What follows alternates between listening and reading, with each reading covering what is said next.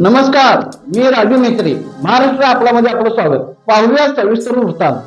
खून प्रकरणातील संशयित आरोपी पप्पू उर्फ तुषार रवींद्र लोहार वय वर्ष 30 राहणार चोकाक यास पोलिसांनी केले गजाआड. मोबाईलचे किरकोळ कारणावरून आरोपी पप्पू उर्फ तुषार रवींद्र लोहार व मयत विनोद उर्फ लाल्या सर्जेराव मुसळे यांच्यामध्ये मोबाईलचे कारणावरून वाद झाला. याचा मनात राग धरून संशयित आरोपी पप्पू उर्फ तुषार रवींद्र लोहार याने विनोद उर्फ लाल्या सर्जेराव मुसळे यास मोटारसायकलवरून घरातून घेऊन जाऊन त्यास दारू पाजून डोळ्यात चटणीची पूड टाकून जीवे मारण्याच्या उद्देशाने कोणत्या तरी हाताऱ्याने डोक्याच्या मागील बाजूस वार करून जखमी करून जीवे मारले.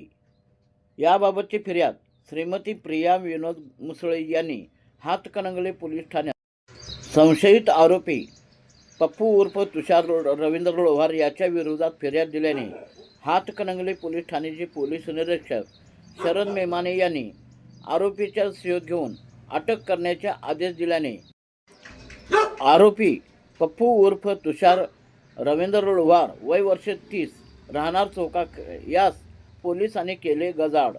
सदरचा हा तपास पोलीस उपनिरीक्षक विनोद पिलाने करीत आहेत.